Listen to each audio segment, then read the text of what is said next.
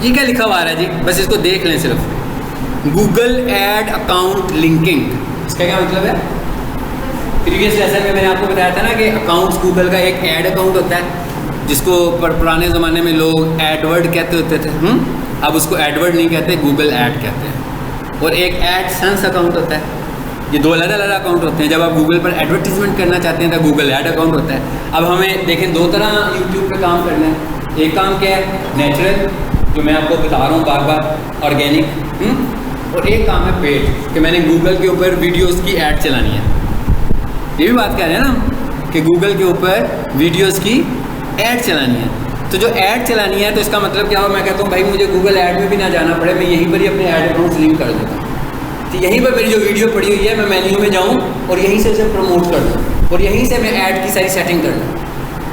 ठीक है, जब हम गूगल ऐड पढ़ेंगे तो ये बिल्कुल पढ़ेंगे कि गूगल ऐड से ऐड कैसे चलती है और चैनल के थ्रू डायरेक्ट वीडियो के ऊपर ऐड कैसे चलती है। यानी चैनल के ऊपर का क्या मतलब है कि मेरे पास 5 वीडियोस पड़ी हुई हैं, उनमें से मैं एक वीडियो को पेड प्रमोट कराना चाह रहा हूँ, जो आप लोग भी अक्सर देखते हो यूट्यूब चैनल पर आ जाते हैं इश्तिहार। तो अब उसको चलाने के 2 तरीके हैं। एक तरीका क्या है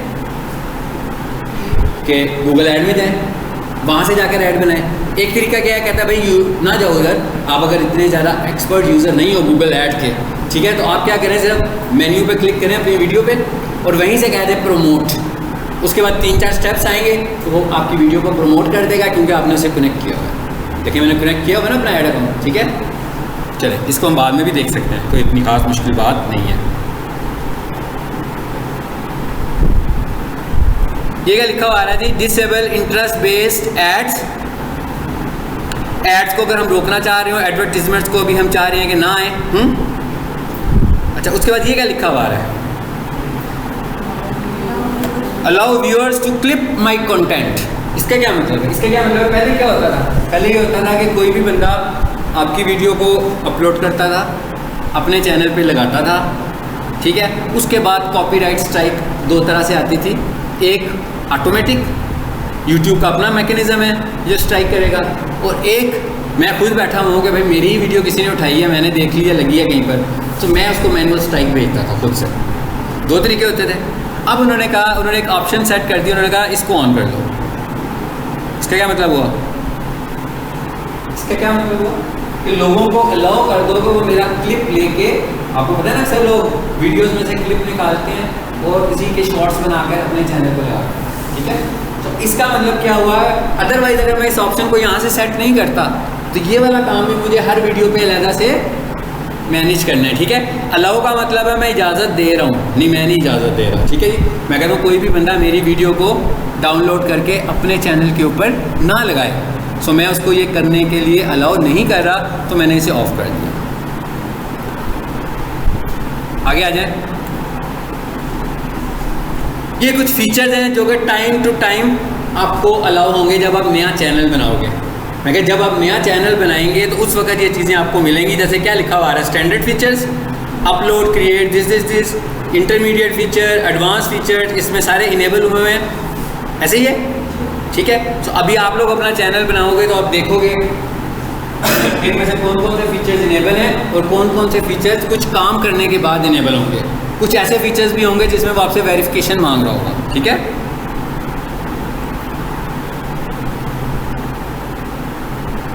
आ रही है वेरिफिकेशन, ठीक है। तो आप अपना मोबाइल के थ्रू उसको वेरीफाई करोगे तो आपका चैनल वेरीफाई हो जाएगा, तो आपको ये वाला फीचर भी अवेलेबल हो जाएगा। लेकिन ये कब होगा, जब आप थोड़ी सी उस पर वीडियोस अपलोड करना शुरू करेंगे। एक चैनल मेंशन करना होता है। चैनल मेंशन करने का क्या मतलब होता है, मैं लिखता हूँ @ जैसे ट्विटर है, जैसे इंस्टाग्राम है, वहाँ पर भी हम मेंशन करते हैं ना लोगों को, अपने अकाउंट्स में लोगों को मेंशन कर देते हैं। इसी तरह अगर आप अपने अकाउंट में अपने आप को या किसी दूसरे चैनल को मेंशन करना चाहते हैं तो इसके लिए भी आपके पास एक सब्सक्राइबर्स की लिमिट होती है। जब वो आप उस लिमिट तक पहुंच जाते हैं तो आप चैनल मेंशन कर सकते हैं। आप जैसे ही @ लिखोगे, मैं लिखूँगा ना @ पाकिस्तान प्रॉपर्टीज़, मैं तो नजीब के चैनल में हूँ तो पाकिस्तान प्रॉपर्टी मेरे सामने आ जाएगा। तो इसका फ़ायदा क्या होगा कि मुझे थोड़ी सी ऑडियंस उधर से भी मिलेगी, उस चैनल से भी मुझे थोड़ी सी ऑडियंस मिल सकती है कि भाई मुझे उस चैनल ने मेंशन किया हुआ है। यानी मैं जब उस चैनल पर जाऊंगा तो वहाँ पर मैं देखूंगा कि भाई उसका जो व्यूअर होगा वो देखेगा कि किस बंदे ने इसको मेंशन किया हुआ है। तो इसका मतलब क्या होगा कि इनडायरेक्टली वो वहाँ पे आ जाएगा।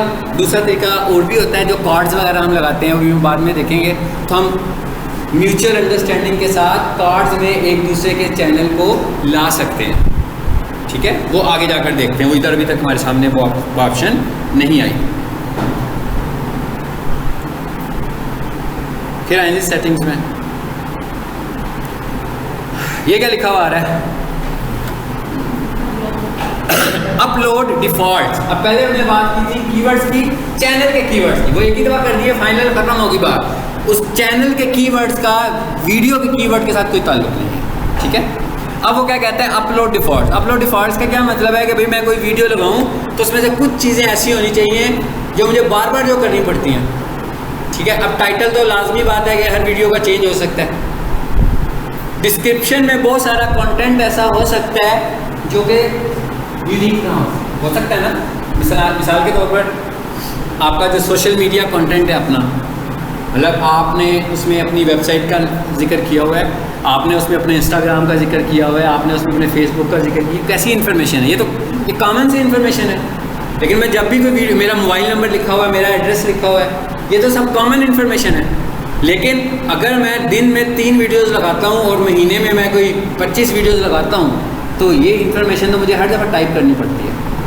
तो ऐसी इन्फॉर्मेशन जो आपको लगता है कि आपके चैनल के ऊपर कॉमन है हर वीडियो के लिए, उसको हम पहले से ही यहाँ पर टाइप कर देते हैं। इसको हम बोलते हैं अपलोड डिफ़ॉल्ट्स, कि यह पहले ही हो जाए। यानी इसका फ़ायदा क्या होगा, अब मैं यहाँ पर जो कुछ लिख दूँगा ना, ठीक है, उसका फ़ायदा क्या होगा कि जब भी मैं कोई नई वीडियो अपलोड करूँगा तो मुझे वो कंटेंट दोबारा से टाइप करने की ज़रूरत नहीं पड़ेगी। ठीक है, ये बिल्कुल ऐसे ही है। जैसे मैं इधर आता हूँ, इस चैनल को खोलता हूँ,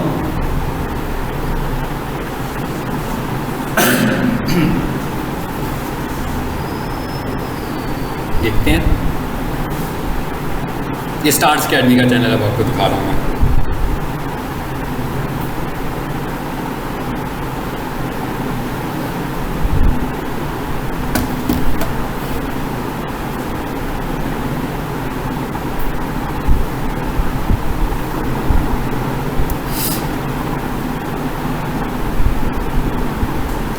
मतलब यहाँ पर हम अगर कोई टाइटल देना चाह रहे हो कॉमन तो दे सकते हैं। टाइटल तो मैं आमतौर पर कॉमन नहीं देता। तो टाइटल में क्या लिखा हुआ आ रहा है, 0 to 100, यानी कि आप 0 to 100 कैरेक्टर्स में अपना टाइटल लिख सकते हैं, मगर जो रिकमेंडेड टाइटल का साइज़ होता है वो 60 कैरेक्टर्स का होता है। ठीक है, 60 कैरेक्टर्स, यानी कि YouTube जो बेहतर समझता है वो कहता है कि भाई अगर आप 60 कैरेक्टर्स में लिखें तो अच्छी बात है, लेकिन आप लिख कितना बढ़ा सकते हो, 100 कैरेक्टर तक लिख सकते हो, यानी ये मैक्सिमम लिमिट है। मगर रिकमेंडेड क्या है, अगर आपका मैसेज कभी पूरा नहीं होता, इसका तरीका क्या होता है कि कभी आप 60 में लिख दो, कभी आप 70 में लिख दो, कभी 80 में लिख दो, कभी 100 में लिख दो। समझ आ गई ना बात की। उसके बाद आगे क्या आ रही है, डिस्क्रिप्शन। ये कितनी है, 5000 कैरेक्टर्स में है। यहाँ पर हमें कोशिश करनी चाहिए कि हम अपनी वीडियो की पूरी ट्रांसलेशन कर दें। ठीक है, और टैग्स का प्रॉपर इस्तेमाल करें, और उस वीडियो की ट्रांसलेशन में कीवर्ड्स होने ज़रूरी हैं। यानी अब कहने को तो हम कह रहे हैं बात वीडियो की हो रही है तो इतना सारा टेक्स्ट लिखने की क्या ज़रूरत पड़ गई है। हाँ, ये टेक्स्ट हम किसके लिए लिख रहे हैं, बेसिकली ये टेक्स्ट हम यूट्यूब के लिए लिख रहे हैं, ताकि यूट्यूब को पता लग जाए कि इस वीडियो का कॉन्टेंट क्या है, यूट्यूब को समझ आएगा। और जब यूट्यूब को समझ आएगा तो यूट्यूब रिकमेंडेशन में आपकी वीडियोज़ को लेके जाएगा ना। यूट्यूब कह रहा है कि मुझे टेक्स्ट मिल जाएगा तो मैं अपने सॉफ्टवेयर के थ्रू उस टेक्स्ट को कंपाइल करके आपकी वीडियो को समझ लूँगा, बजाय इसके कि मैं कैसे देखता हूँ किसी की वीडियो। मतलब मेरे पास कोई किसी की वीडियो आती है तो मुझे क्या करना पड़ता है कि मैं उसको अच्छी रैंकिंग में लेकर जाऊँ। जब तक मैं उसकी वीडियो सुनूँगा नहीं, मुझे समझ नहीं आएगी कि वो क्या कहना चाहता है। ठीक है, मतलब एक रियल स्टेट का बंदा है, उसने एक वीडियो भेजी है मुझे 7 मिनट की या 8 मिनट की या 10 मिनट की, और मुझे कहना आप इसको अपलोड कर दें, तो मैं इसको ऐसे ही सुनूँ और सुने बगैर ही अपलोड कर दूँ, तो मैं उसका कंटेंट तो डिफाइन नहीं कर सकता। मुझे समझने के लिए, मतलब मुझे उसका थंबनेल बनाना है, मुझे उसके थंबनेल बनाने के बाद उसकी डिस्क्रिप्शन लिखनी है। तो जब तक मैं उसकी 10 मिनट की वीडियो सुनूँगा नहीं, मैं नहीं इसकी डिफाइन कर सकता अच्छी डिस्क्रिप्शन। और अगर मैं अच्छी डिस्क्रिप्शन डिफाइन नहीं कर सकता तो इसका मतलब है कि मैं उसकी अच्छी ऑप्टिमाइजेशन नहीं कर सकता। तो इसका मतलब क्या हुआ कि आपने जब वीडियो लिखनी है, अगर खासतौर पर किसी और की है, अपनी है, वो तो आपको पता ही क्या है। मतलब जैसे मैं आजकल लेक्चर दे रहा हूँ और मुझे इसी की डिस्क्रिप्शन लिखनी पड़ जाए तो मेरे लिए तो कोई मुश्किल काम नहीं है। अब मुझे 1 घंटा अपना दोबारा से लेक्चर सुनने की ज़रूरत तो नहीं, मुझे तो पता है मैं क्या बोल रहा हूँ। लेकिन मेरा अगर कोई और क्लाइंट होगा, उसका बिजनेस कुछ और होगा, वो मुझे वीडियो भेजेगा, तो मेरे लिए ज़रूरी है कि मैं उसकी वीडियो को पहले सुन लूँ। सुने बगैर मैं ऑप्टिमाइजेशन कर ही नहीं सकता। कल का मैंने जो थंबनेल बनाया, ठीक है, थंबनेल बनाने के लिए मुझे वीडियो को सुनना बहुत ज़रूरी है, क्योंकि मुझे उस वीडियो के अंदर से ही कुछ कैप्शंस निकालनी है, और वो कैप्शन भी ऐसी यूनिक होनी चाहिए कि उसी तरह की वीडियो अगर कोई और बंदा बना रहा हो तो वो कैप्शन कहीं इस्तेमाल ना हो, तभी मेरी वीडियो जो है वो थोड़ी सी वायरल होगी, रिकमेंडेशन में आएगी। ठीक है, नहीं जिधर आ जाए। अभी आप ये देखो, ये एजुकेशनल चैनल है, इसके लास्ट 28 डेज में देखें कितने आ रहे हैं, अबाउट 1800 सब्सक्राइबर्स, सब नेचुरल है, इनमें से भी कोई फेक नहीं है। और ये ग्रो हो रहा है चैनल, देखें ये काफ़ी तेज़ी से ग्रो हो रहा है। और इसका अगर हम कंटेंट देखें,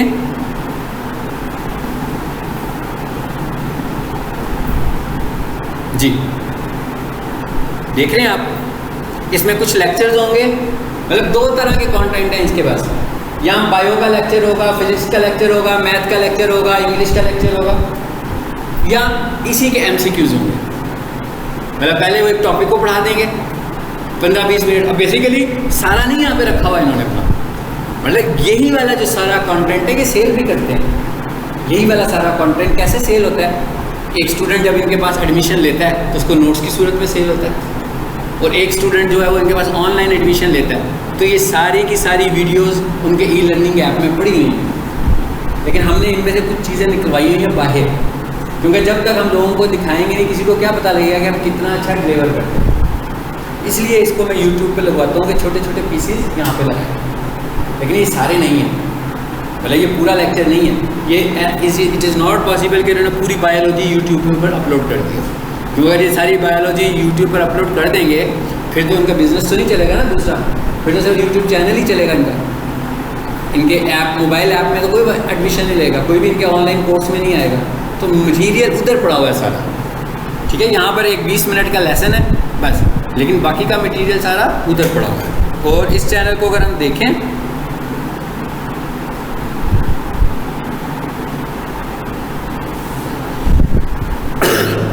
मिसाल के तौर पे मैं आपको देने लगा हूँ कि मैं यहाँ से कोई एक वीडियो लेता हूँ,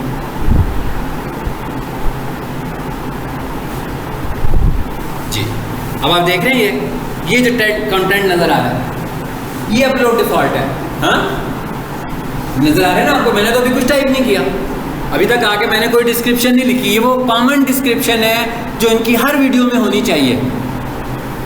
तो इसको हमने क्या किया हुआ है, अपलोड डिफ़ॉल्ट में जाकर एक ही दफ़ा एंटर कर दिया। इसके अलावा जो वीडियो से रेलिवेंट ऑप्टिमाइजेशन है वो हर दफ़ा नए सिरे से होती है। इसके अलावा टाइटल की जो ऑप्टिमाइजेशन है वो नए सिरे से होती है, टैग्स कैसे होने चाहिए वो नए सिरे से होती है, हैशटैग्स कैसे होते हैं, हैशटैग्स होते हैं आपकी वीडियो में 19 होने चाहिए, ठीक है, 19 हैशटैग्स होने चाहिए, इससे ज़्यादा नहीं होने चाहिए।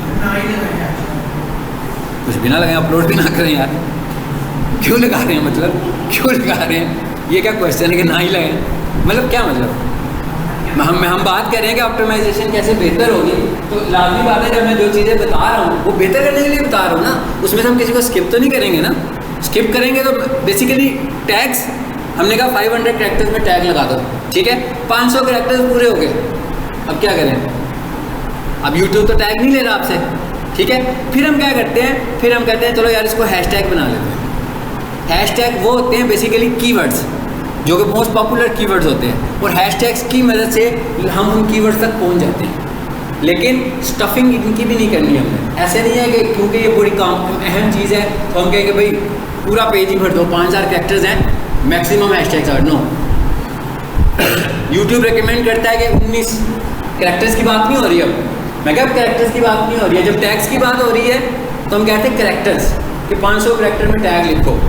जब हम हैशटैग की बात कर रहे हैं तो हम नहीं कह रहे कि 500 कैरेक्टर्स में हैशटैग्स होंगे, हम कह रहे हैं 19 हैशटैग्स होंगे, ठीक है। अब इसका मतलब क्या हुआ, अगर एक बंदा 19 की बजाय 30 हैशटैग लगा लेता है या 10 हैशटैग लगाता है तो प्रॉब्लम कोई नहीं है, वो उतने हैशटैग भी लगेंगे, हो सकता है यूट्यूब इग्नोर कर दे, जिसने 10 लगाए होंगे उसे कंसीडर कम करें, और जिसने 19 से ज़्यादा लगाए होंगे तो 19 से ऊपर वालों को वो कंसीडर ना करें। सो हमें क्या करना है कि अपना मैसेज अपने पहले 19 हैशटैग में पूरा कर लेना है, ठीक है। और ये अहम हिस्सा ज़रूर आपने अपनी वीडियो में रखना है। जी, देख रहे हैं आप क्या है ये, क्योंकि एजुकेशनल है, ये उनके हिसाब से है कि भाई वो चाहते हैं कि उनका मोबाइल ऐप डाउनलोड हो, ठीक है। उसके बाद अगर किसी ने कोई क्यूरी लेनी हो, कोई इन्फॉर्मेशन लेनी हो तो उनको कॉल कर रहा हो। उसके बाद वो उनके सोशल मीडिया तक पहुंचना चाहता हो तो उसको सोशल मीडिया के भी यहाँ पे लिंक्स मिल जाएं, देखें मिल रहे। अच्छा ये देखें ज़रा एक सॉफ्टवेयर, ये क्या लिखा हुआ है, बिटली लिखा हुआ है। इस तरह के बहुत सारे सॉफ्टवेयर हैं, इनको हम बोलते हैं URL शॉर्टनर्स, ठीक है।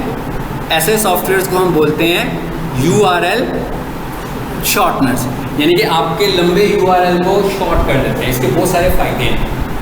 मतलब अब मैं चाहता तो यहाँ पर सीधा सीधा ये तो लिख सकता था www.facebook.com/starscanning लिखा जा सकता है ना, अक्सर जगहों पर ये लिखा भी होता है।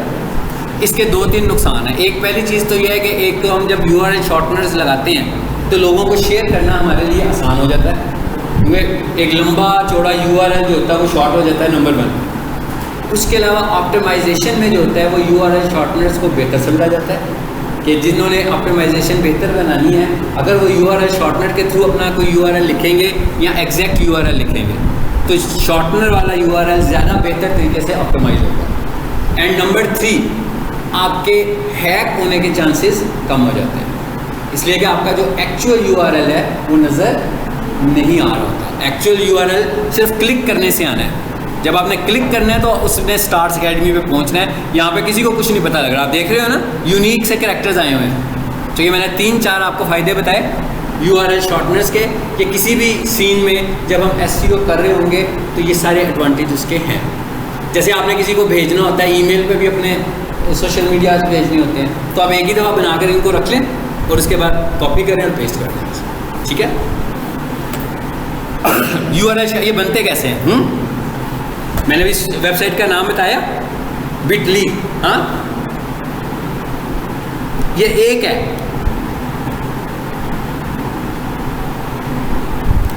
ले जी मैंने लिख दिया बिटली।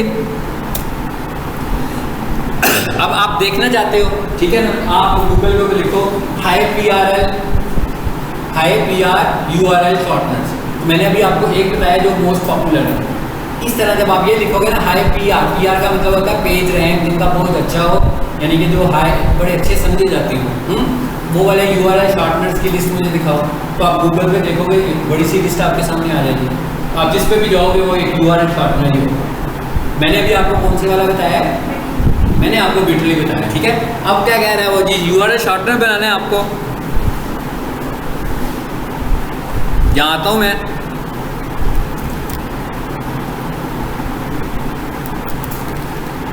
सपोज कर रहा हूँ मैं, ये एक वेबसाइट है, इस वेबसाइट का मैं एक URL शॉर्टनर बनाने लगा हूँ। कॉपी किया मैंने इसके URL को, जी ये आ गया लिखा हुआ शॉर्टन योर लिंक।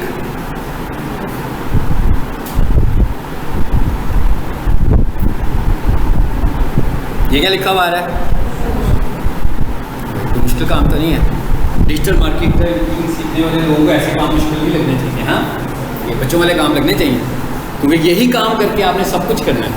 इसी तरह की चीज़ों को, ट्रिक्स को यूज़ करना है ऑनलाइन, तो ही काम होना है।